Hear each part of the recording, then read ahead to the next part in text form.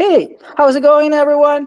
Yeah, we're going to start in this series of talks regarding the first experiment of Master Reef DAO and quadratic funding. This before there was the result of our participation in Reef Futures last year in December. So we just prototype this with researchers to fund what it matters to us, coral reef restoration initiatives. This particular project is not into restoration itself, but is quite into coral reef ecosystems. So that's why I just suggest to Nadia to apply to this initiative, because how can we restore these key fishes in coral reefs, that are sharks. Sharks have a lot of importance in terms of they're key predators. They play a huge role in marine ecosystems, and coral reefs, yeah, they're considered the top predators there. So we have Nadia here. She's part of Mar Sustentable Initiative, and she's going to talk about SharkWatch Cozumel, the initiative that he has been working since 2 years or 3 years, Nadia. And we would love to thank to all our partnerships, Gitcoin, RSI, and the grant stack of Gitcoin, and all our members in our community. So we should start, Nadia. What do you think about it? Great. Thank you very much, Rodrigo, for the introduction. And thank you, everyone that is taking the time to listen about our project. So my name is Nadia, and I am the director of Mar Sustentable. Mar Sustentable is a small nonprofit that works on Mexico's Caribbean island. And so I'm very happy to be leading a very passionate team that is working at this intersection of science, community, and conservation. And for this, we're using interdisciplinary research to protect our oceans and to create a lasting impact on protecting oceans and biodiversity, specifically for people who depend directly on it. And so a little bit about SharkWatch Cozumel. So this has been a community-driven initiative where we're working to protect sharks in the Mesoamerican reef. And we are able to combine the local ecological knowledge from fishers and divers. And we're also working with grassroots education that inspires ocean stewardship for all ages, not only for kids, but also for adults. And where is our project happening? So our project is happening on Cozumel Island. And the reefs of Cozumel Island are part of the Mesoamerican Reef, which is the second largest barrier reef in the world, only preceded by the Great Barrier Reef in Australia. And when I'm saying this, maybe in your heads or in your hearts or in your beings, you're imagining this very wonderful reef with a lot of species that are just there thriving, like sharks. And though Cozumel reefs are still very wonderful, they're going through these threats. And these threats are not just regional, or these global threats that coral reefs, which are the habitat for many species, including sharks, are facing these threats, like increased land use change, illegal fishing, the inadequate wastewater treatment, the increasing cruise ship ports that have developed and that are going to be developing. And for the case of the continent, not too much for the islands, there's this intensive farm and livestock production. However, this also affects the coral reefs in the region. So when wanting to develop this project, we have been thinking about some main questions, like how are we going to address these main general questions via our activities, and these questions that we're interested in understanding or in answering, I think, matter, like not only for a project but in general, like how can we protect what we have not monitored. So our project is the first baseline project to document the presence of sharks around the island. Even though Cozumel is a very popular touristic island, many people come here. There is a marine park and there is a natural protected area. It has not happened before, these kind of studies that systematically were studying the presence of sharks. And another question that we have is like, how do we care for nature when we don't know what it needs? And one of the objectives of this project is to, via these development of baseline information about the presence of sharks, we can also see what needs they have in terms of their habitat. Like, are their habitats having any threats in terms of human impacts on the sharks? And the last question is like, how do we care about nature if we don't even realize how much it does for us? And this has to do with all our environmental education activities to kids, teenagers, and adults. No, how can we communicate the importance of nature, the importance of a healthy reef, um, for us as a society? And this is what this question is, we're trying to address it via our environmental education activities. So this is just a very I try to make this slide like to make something very general for broad audiences that might not be very familiarized with science or very familiarized with marine science. Just I believe any project can have these broader scope questions that we can address with specific examples, and for this case are the sharks and the reefs. So our project is a collaborative research where we work with the knowledge of fishermen, local fishermen, and the divers. And we also work with scientists from different backgrounds that are helping us integrate this scientific information. And we have been developing this methodology on how to extract this baseline information from divers and fishers via surveys, surveys that have a geospatial component, and then we can map this information.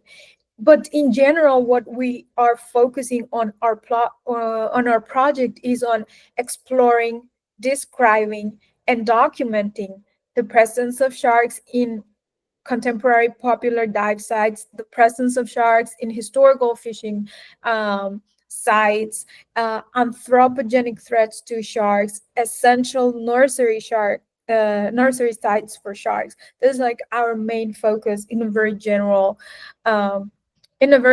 way, but also in a nutshell. And so, besides doing these information, our earlier work before our sharks project, there was this project about knowing the history of fishing on the island using also the local ecological knowledge of fishers and divers. And so this shark project is born after we gain enough knowledge of this history of fishing on the island, and this history of fishing on the island, together with the new information about the shark's presence and about the diverse information of more contemporary shark sightings, is what is helping us develop this big picture, or this big picture of the baseline of the presence of these top predators on Cozumel waters. And for example, something very punctual, very very straightforward is like the species component. From our fisher surveys, we were able to identify a group of shark species that were common for the fishermen to see. And this allowed us to, when we did our more contemporary explorations underwater, look maybe for those species, or allowed us to see which were now the popular species, specifically for like the marine park or the natural protected area.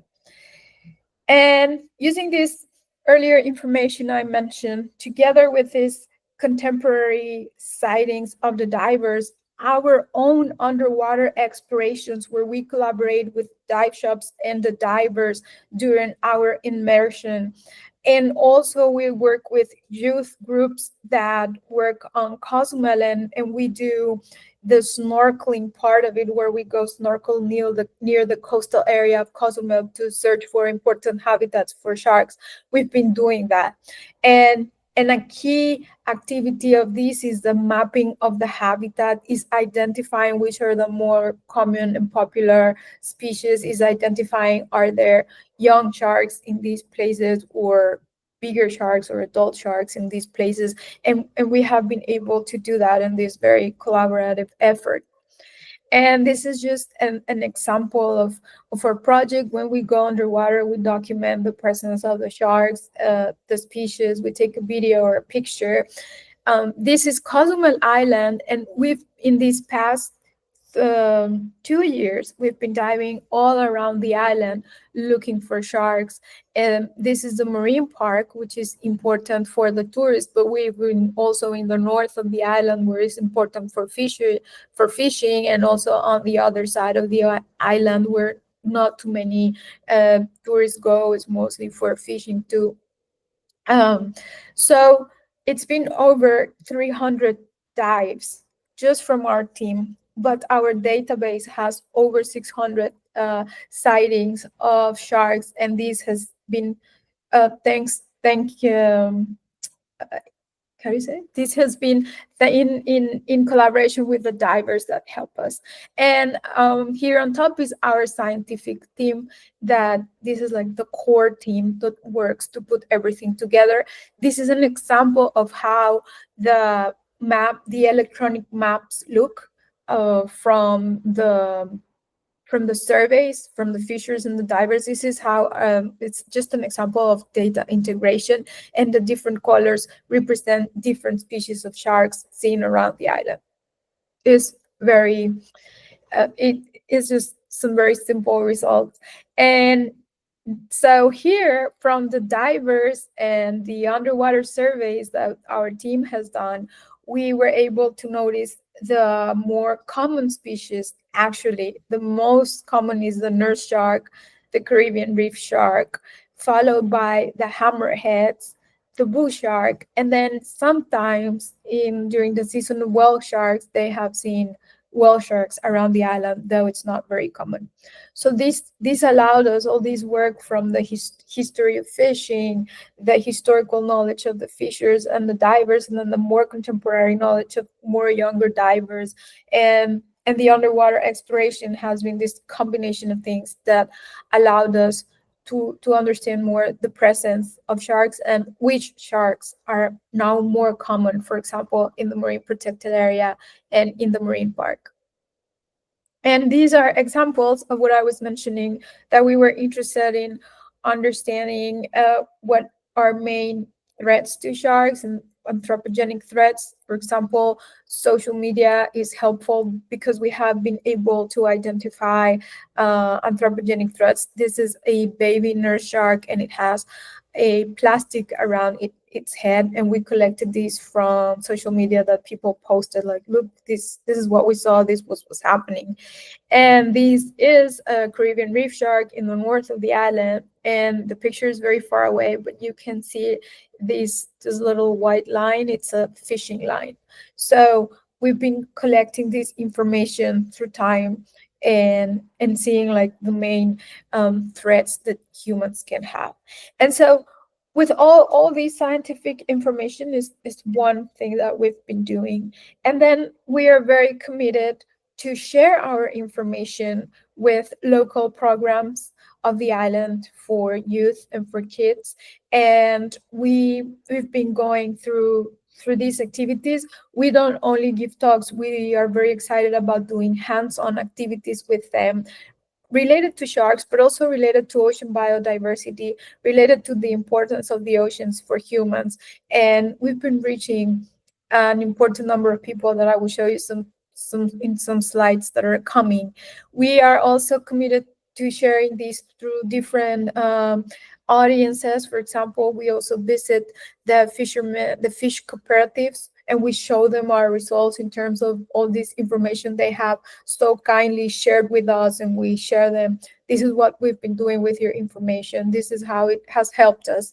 And we also work a lot with the tourism stakeholders by sharing our information. And a very interesting thing that we have developed with local divers is that sometimes they help us draw these important sites for sharks around the island that there are no maps about it, because there are like small places around the coast or specific places of the reefs. And so with them we have been able to draw these maps, digitize them, also with the help of divers that, for example, are graphic designers. And here we have Nina, which she is a graphic designer and she is an instructor.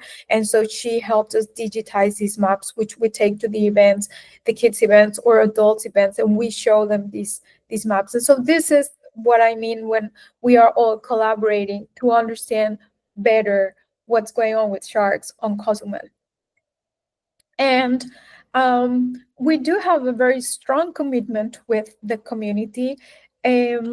Finding funds for environmental education is always hard. So we had make this a priority, but because we make this a priority, we have also made a priority to have high standards in obtaining results and in being productive and in disseminating what we're doing and the importance of the oceans, of the reefs, of the sharks, and of, in general, ocean biodiversity. So this is just an example of our project in 2024. We had 32 events in Mexico. We also had some presentations in the UK, in Canada, and United States. And in the region, we're very happy that this year our project went beyond the island. We were in Tulum, we were in Playa del Carmen, and we were in Cancun. We were in main cultural spots for education, for culture, for science, like the planetariums, like schools. And we were able to reach kids. These events were mostly for audience of kids beyond the island, and it was very interesting. And in general, we had here, I show you like different our total attendees. So live they were over 1,500 people. Online they were almost 200, and then there were almost 500 when we had events that had mixed audiences, like online and in presence. And we had children's, we had young people or young adults, we had adults, we had mixed groups. And we were very surprised about all these events that we were able to do on 2024, because we had only planned 4 and we did 32 with a lot of audience. And that means our call is growing, or our attention towards our conservation activities is growing. And that is why we are very interested in exploring these new these new technologies to obtain funding that are able to provide sources for developing grassroots activities. And we also have this opportunity to be featured on national newspapers, local news, and that gave us a reach of over 160,000 people, 161,000 people. So we were very surprised and we were very excited, and that is what is moving us to continue doing these fundraising activities, and to continue wanting to work in grassroots activities that help empower community to make a change in mind towards towards embracing more sustainable actions, not only for the oceans, but in general for our planet. And so how can you help? Well, we are participating in these Gitcoin grants round 23 with our Meso Reef DAO that invited us, and with all these other partners that are supporting this initiative. And so what the Gitcoin grants do is that they use something called quadratic funding, and that means that the more people who donate, even in very small amounts, we are going to receive matching funds. So there is the call for help from all of us, that the call for help that we're doing towards all of you on the audience. And so every contribution counts. It's something that we like a lot, and we identify so much with this every contribution counts, because I think about the activities we do with the kids. Sometimes we have 10 kids, sometimes we have 20, 50, sometimes we have 300 kids. But even with one of them changing their mind about the need of help our environment has from humans, even one. So one contribution, one change, one person changing their mind and their action, that matters too much. So we really identify with this.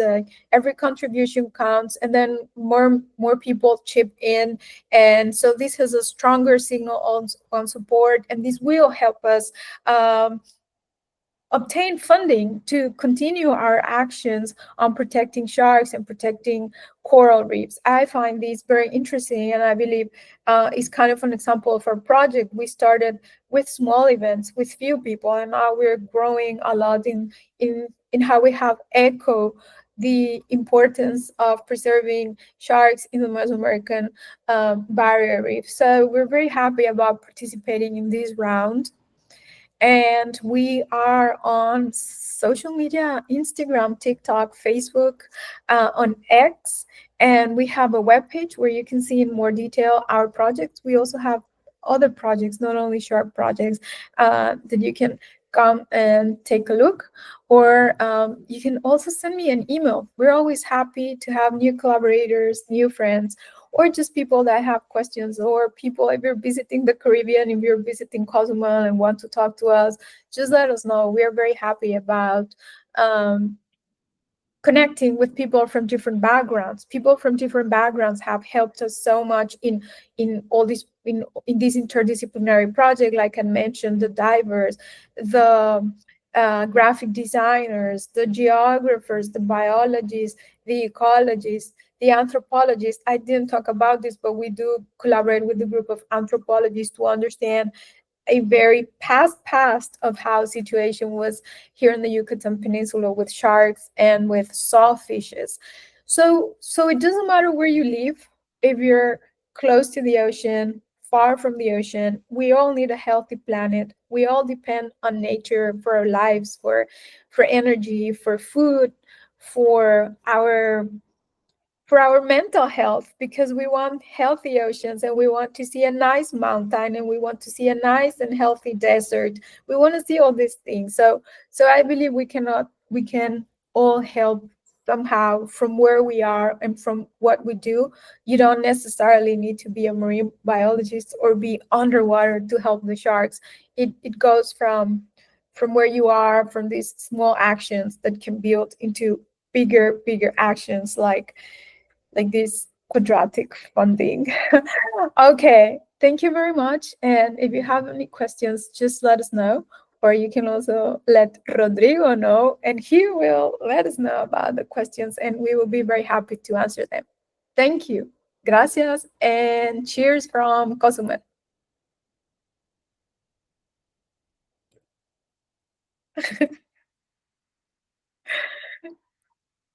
I cannot hear you, Rodrigo.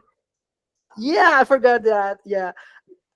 I really love Marcel Centauro, at many levels, because you have been quite empowering individuals, and boosting citizen science, because many people in Cozumel are quite afraid of sharks, or many of them, they do not know that sharks are quite vulnerable internationally, for fishing pressure and for impacts and progenic impacts that you told to us. I have some questions. I usually create these questions to everyone, to this series of talks, but the first one, I think that you talk a little bit about it, but what has been the most rewarding part of working in Cozumel in this particular project,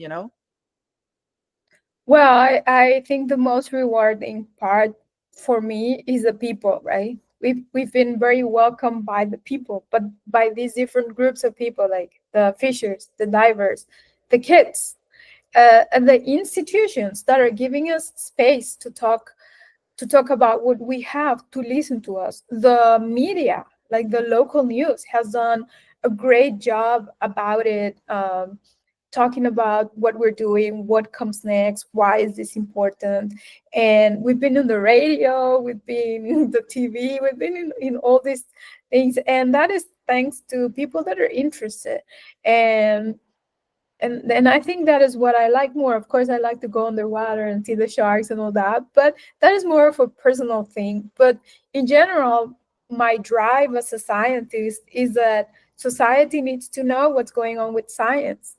They need to know. We have that responsibility as scientists, and I think a lot of scientists sometimes forget about it, and they're more focused on obtaining the scientific result than on showing this result to people so they can make a change in their minds based on the information you're providing on how you are going to continue your life on this planet. I think that's a very big responsibility of scientists, and sometimes they're not very excited about sharing. And so I'm excited. Yeah. I'm very excited that in this project I can share, and I'm very excited in this project also with my team. I'm so grateful with my team. I mean, I show you a lot of people that are the core team, but there's this other group of people that are doing there, the grassroots, the students, the interns, the volunteers, the people that want to help. And so making that community, I think in these times where the world is going crazy and where there's a lot of hate and there's a lot of how do you say it? Separation of thoughts, like very opposing thoughts, Fragmentation, fragmentation, fragmentation. and everyone Yeah. is crashing. I believe that is what we need, you know, like something that some Mitigate that. activity that fills your heart and your soul with joy, and that those activities are Yeah. related to nature. So that's what I like more. I like most. So it would be great if if people can donate to these Initiatives, to initiatives. the conservation, using these new tools. And my second question is regarding, okay, you have seen, and I just onboard you a little bit about the Web3, how can we use blockchain for conservation purposes? And I just talked with you about DeSci, this second iteration of the open science movement that essentially is trying to mitigate all these aspects that we have seen in traditional science, because many scientific papers or many scientific products, if you want to say it that way, usually stays in the lab, or it stays on a scientific paper, or it stays on a report, for an institution or a government institution. But I believe that, for example, you have been doing an awesome work in socio-ecological systems to share the knowledge, and to boost and generate more knowledge with citizen science. And by the end of the round, that is what local ecological knowledge and traditional ecological knowledge is all about. And how do you see these kind of new technologies? Because funding is only an aspect of this technology applied to science itself. But how can you see the coordination mechanism of this technology to boost your initiatives in Cozumel, for example? Because the idea beyond all this technology is to use a new tool to leverage uh, citizen science to another level. What is your vision of how can we apply this technology to every conservation program? Not necessarily for sharks, but you could start explaining to us with in terms of shark conservation. How can you see the fit of the ethos of blockchain in your programs? Well, these are I'm not very savvy about the blockchain, but what I know is that you get these how do you say, tokens, right? Incentives. You Mhm. get these tokens, you get these incentives, and these incentives are electronic. But these incentives can translate into something real or something that's alive, right? Because Yeah, experiences. sometimes these tokens are something that's physical, that does not have a heart, does not have a soul. and it's not moving around the earth. And so taking these token from, or electronic, how do you say, gadget from a, X or yeah. right, yeah, taking that electronic, or Mhm. and translate that into an experience of you are contributing to a better world beyond, beyond the computer, right? Because I believe, um, for me as a scientist, the whole Web3 ecosystem has been something very different. And even though I am a scientist, I'm not a quantitative scientist. I work more qualitatively and with historical and archaeological and more social aspects, right? So I'm not someone that's into coding or that's very familiarized with these type of ecosystems. However, I like technology. I use technology. And I can think on the other side from someone that's a coder, someone that's behind the computer and loves the computer and says, I don't like to go to the sea or see the sun. I don't like getting in the water, but I like watching the sharks. I understand the importance of sharks or of biodiversity on the ocean, and I want to contribute somehow. So I think this is what the ecosystem is. Some people are contributing in a way by donating, and some other people are contributing in another way, like being scientists, and some other people are contributing in a different way, like the kids that are learning and are learning to take decisions, or the stakeholders, or the government authorities, or the people from hotels. So it's like creating this ecosystem. It's going to take time because everyone, we're used to a very different system, and then it is just, I don't think it's impossible. I think it's doable. It's just taking time and having a lot of patience to understand the changes, right? But it's how everything changed in a society. I think the issue now is that we want everything to change fast, but Agree. everything has a timeline, and everything has this period where it was rejected and then accepted, and then how it works. So I think for these new technologies, if I just put myself as a very close head scientist, this is something very different, and something that is, it can be hard to understand and assimilate. And in this life that goes so fast and you have so little time, and you're always stressed about stuff like funding and stuff, well, sometimes it's hard to navigate into unknown waters, right? But I also believe the world is changing now. Everything is changing: the economy, the politics, the way society and humans are interacting with each other. And this is a change. This technological change is needed. And when we like a older generation need to accept that and need to modify ourselves, and to evolve in that sense.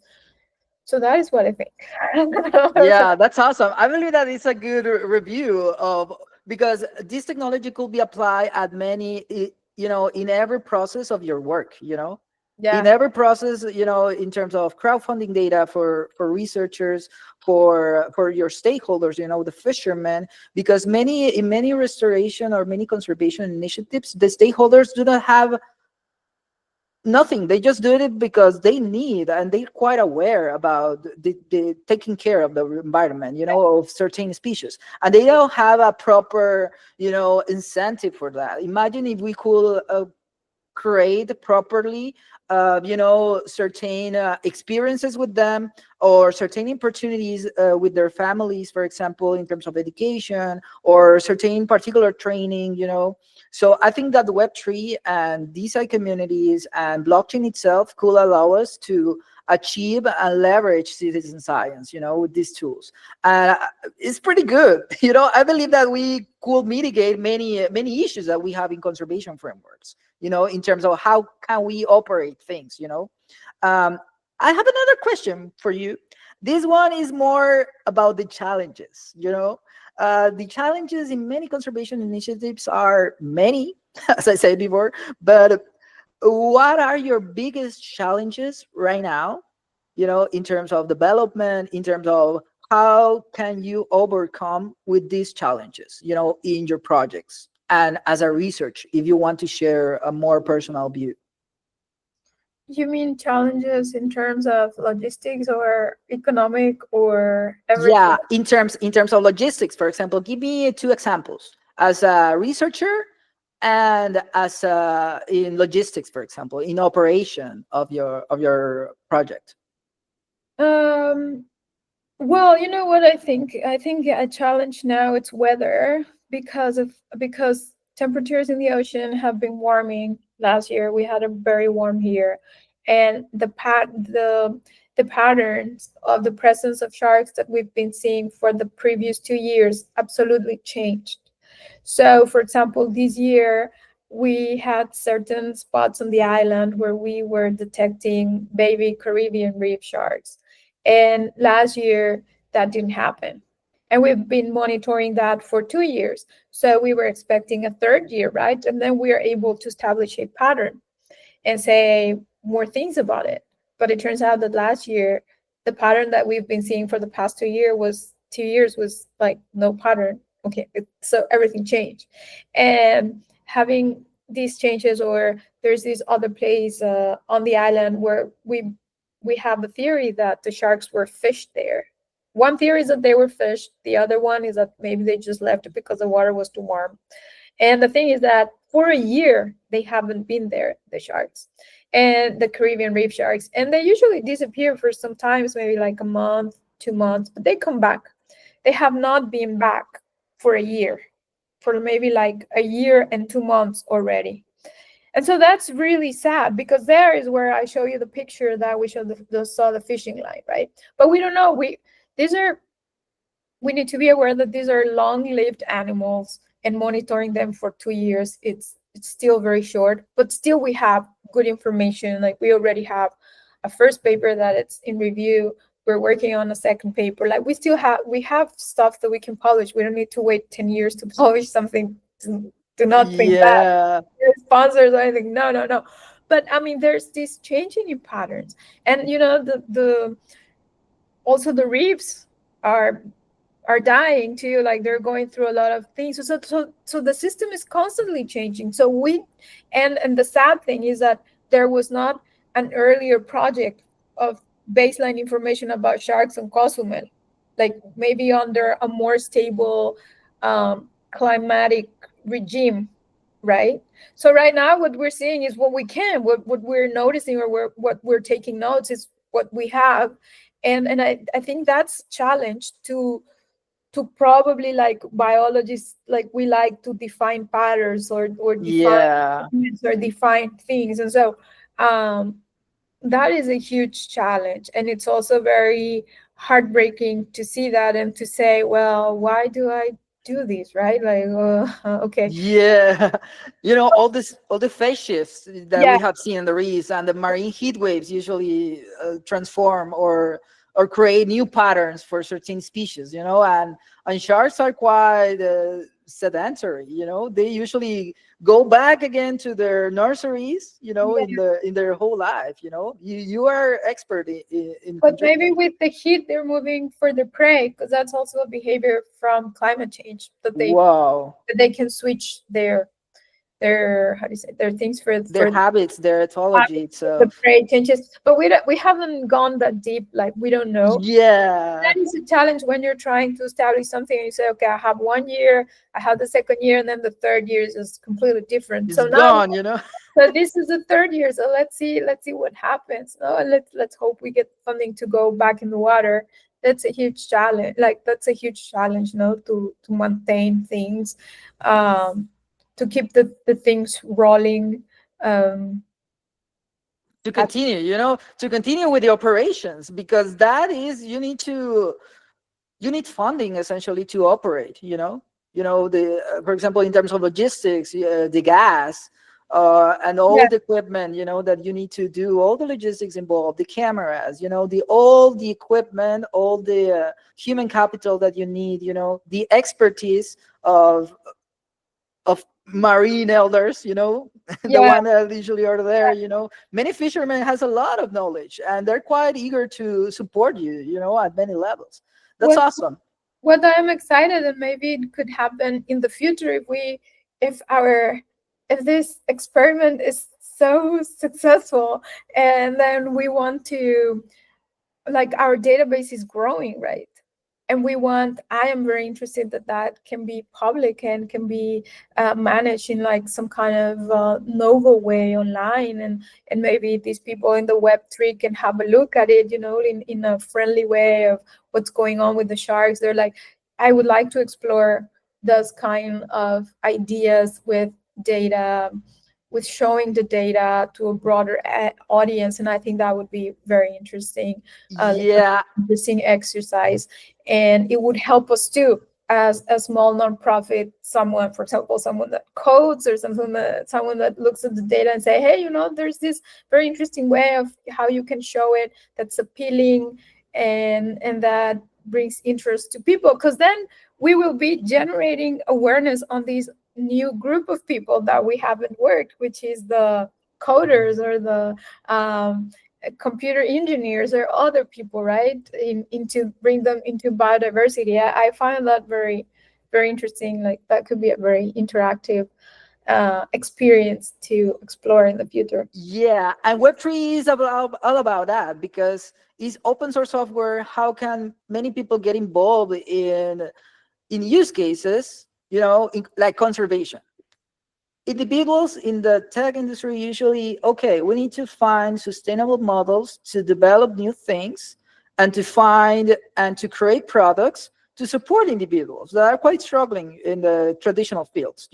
That's why I just discovered Web3, a couple of years ago, and I was quite impressed, because there's a huge community building awesome work, together. It's all about a collaboration, coordination. So I believe that we could mitigate many issues that we have in science and in funding, for example, for conservation projects, using this new tool, that Web3 offers us.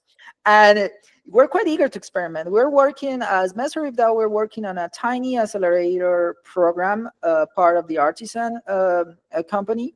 We just discussed that probably later. I will give you some updates regarding that. But it's awesome. I really appreciate your work, Nadia. And what will be the next steps, in terms of what will be the next steps, or what will you do with the funding, or with the contacts that will reach you in this round? What are your expectations? Probably we will create a Twitter space regarding highlighting certain projects, and we will share that with the community, in a proper way. But what are your next steps in terms of this coral, this reef watch program in Cozumel? What are the next steps, So, operation steps, or whatever they want to share? so sharks are megafauna, right? And there are other species known as megafauna, like the rays and the sea turtles and the big groupers, for example. And we see these animals when we go underwater. And now we're interested in expanding these to rays, because for some sites of the island, like in the north, we've seen a lot of rays, and big rays and small rays, and so we are now also able to spot some key sites for other species of megafauna, and we're moving into that. Do you know about the guitar fish? The guitar fish is also very, Are so beautiful, they're those so organs. beautiful. They're threatened. Some species are threatened. There's very little baseline information about them. Not much known about it. So right now, I'm also looking for the guitar fish. If anyone around is looking and knows about guitar fish, Yeah. yeah. So that is like the next step that we've been discussing for next year, and of course to continue expanding the environmental education efforts in the mainland, and continue expanding some of the research efforts also in the mainland, in some specific coastal communities that we have people that are interested and that we would like to grow on that. I'm also collaborating with the archaeologists, because we have important information about the sawfishes, which are critically endangered, and we're trying to build up on our earlier publication on sawfishes in the Yucatan Peninsula. And so we have a lot. We have a lot. We just need That's like awesome. something to That's awesome. but It's like, but it's not like we're limited mhm, in ideas, yeah, or we've been building a strong and big database. And yeah, what we need also is to have the funding also to analyze all the data and to work with people. We have the fortune to have a lot of scientists that collaborate with us, and we don't need to pay them, right? But there's a point where we do need to pay some activities that need to be done in the whole operations. data analysis process Mhm. to like how's it? The Systematical review of all the. stuff, and that. So yeah, but no, we hope we can keep working here. We see all these threats, and we hope we can continue to grow our efforts with support of people that are just not, maybe they don't like sharks, but they like the ocean. And they are willing to protect the ocean and biodiversity in the ocean, or just people that are interested in local communities and in education.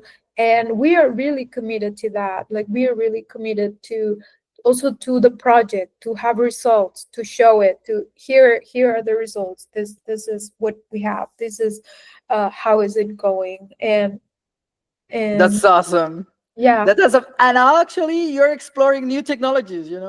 In terms of collaboration yeah, this is with so great. this, the This is Bitcoin something we were grants, and not expecting, right? We were you're not, quite open, it to was explore not new in the tools. plan. So it's great. It should work. Then I'll be way more excited Yeah, I than mean, what I already are. No, it's great to have these different opportunities, but I think it's also important that people know what other people are doing. So if this video goes to different backgrounds, different countries, way beyond Mexico, I don't know, Asia, um, I don't know, other continents where people are also uh, identifying themselves with wanting to help biodiversity, wanting to help nature, wanting to help. I think that's also a big step in human communication or human interest in protecting or taking care of our planet, especially now with yeah, changes. and it's part of our mission, as a Yeah, researchers or ocean enthusiasts, or people are quite entrepreneurs, they're quite exploring new ways to allocate capital, financial capital, or human capital in things that matter, use nature-based solutions and create new technologies involving systems with people, and to mitigate all the situations that we have in the oceans, and particularly coral reefs, yeah, because it will be quite sad to see a lot of functional extinctions all over the world in coral reef locations. And probably that will happen, but we need to mitigate that with our knowledge, with our trenches, with your areas of expertise. So it's a pleasure to connect again with you, Nadia, and hope to see you soon. I don't know if you want to add something or if we have some questions here from the audience. I think that Adrian is here. So do you want to share something with us, Adrian? Now is the time. You're okay? Okay. All good. So thank you, Nadia, again. Thanks for all the support for our partners, Gitcoin, RSI, to run this experiment, for all the individuals that, okay, I would love to try this new technology. You, Nadia, you're one of those. So thank you so much. We're planning to scale this initiative at various levels. So this is a tiny experiment to see how's everything in life needs to be gradual, So we're quite iterating and exploring what we could do and what our friends or our colleagues that are quite eager to support us. So thank you so much. I don't know if you want to add something. no, I'm fine. Thank you. I'll see See you. ya. Bye. See you all. Bye.